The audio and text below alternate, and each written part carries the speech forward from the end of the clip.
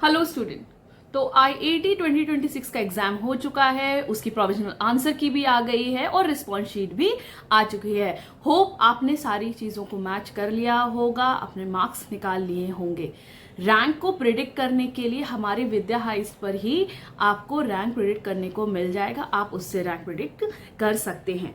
चलिए अब बात करते हैं इन्फॉर्मेशन की। तो सबसे पहले आइजर एडमिशन 2026 वाली साइट पर हम आ जाएंगे, इंपॉर्टेंट डेट्स को देखेंगे कि कौन कौन सी चीजें लाइन से काउंसलिंग के लिए इंपॉर्टेंट है, वो करते हैं।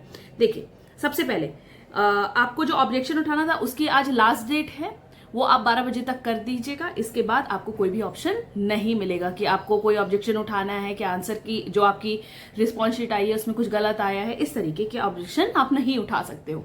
Next, window for selective information and document upload in the application, जो कि आज से शुरू होगा और उसकी लास्ट डेट 21 जून होगी। 21 जून के बाद कोई भी डॉक्यूमेंट आप अपलोड नहीं कर सकते हैं। देखिए इसमें करना क्या क्या है, जब आपने फॉर्म भरा होगा तो आपने कुछ सर्टिफिकेट अपलोड करने को कहे होंगे, कुछ बच्चों के उस समय नहीं थे, तो वही ऑप्शन अब फिर से खुल के आएगा, एडिट का ऑप्शन आएगा। वहां पर आप अपनी 10th की मार्कशीट, 12th की मार्कशीट, फोटो आईडी और साथ ही साथ आपका कास्ट सर्टिफिकेट, चाहे वो AEWS फॉर्म हो, SC/ST का हो या OBC का हो, आपको वो वहां पर अपलोड करना है। जैसे कास्ट सर्टिफिकेट है वो रीसेंट वाला है कि नहीं है, ऐसा नहीं हो बहुत पुराना हो, एक्सेप्ट ना हो।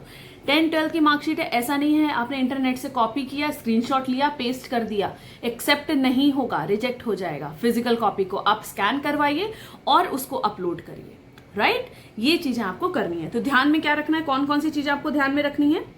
पहली 10th की मार्कशीट, 10th मार्कशीट,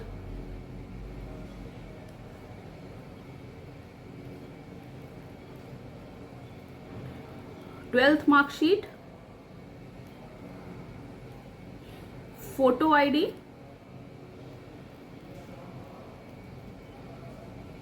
एंड आपका कास्ट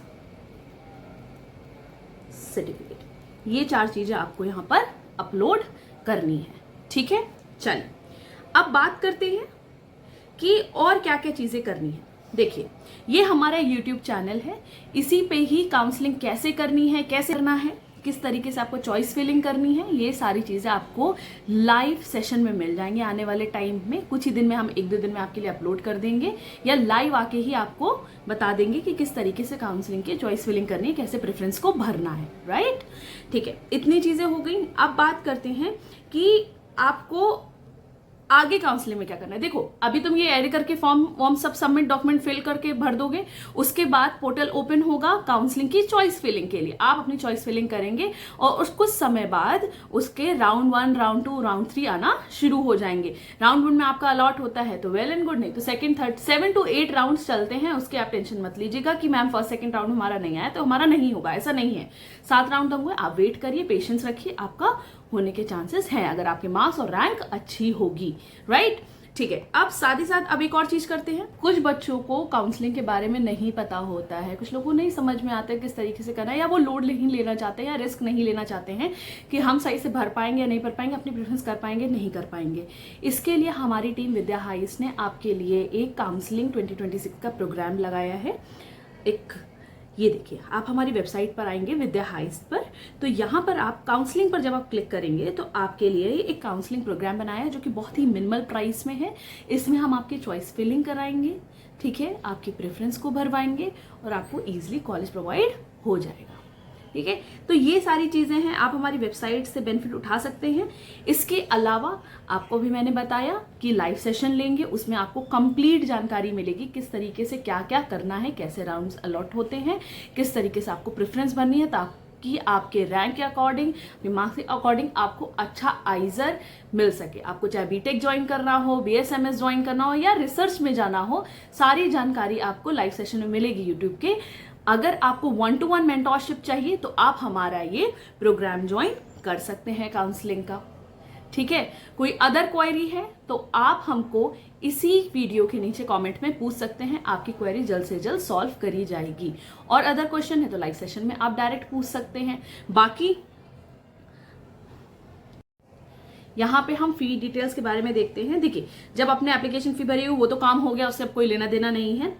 सीट एक्सेप्टेंस फीस जो होगी, जिसको हम SAF कहते हैं, वो सुन लीजिए। चाहे वो OBC हो, चाहे वो EWS हो, जनरल हो, ठीक है, NCLs हो, PWD हो, उसकी फीस 35,000 होगी SAF की। जब आप सीट अलॉटमेंट अपना आपको जैसे मान के चलिए राउंड 1 में आ गया, आपने सीट एक्सेप्टेंस कर दी, उसके बाद ये वाली फीस भरी जाएगी। वही जो आपकी SC ST कैटेगरीज है उसके लिए 70,500 ये फीस रहने वाली है।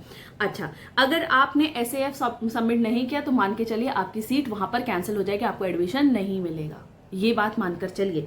नेक्स्ट, जब आपका candidate registered allotment SAF will be adjusted against the first semester two.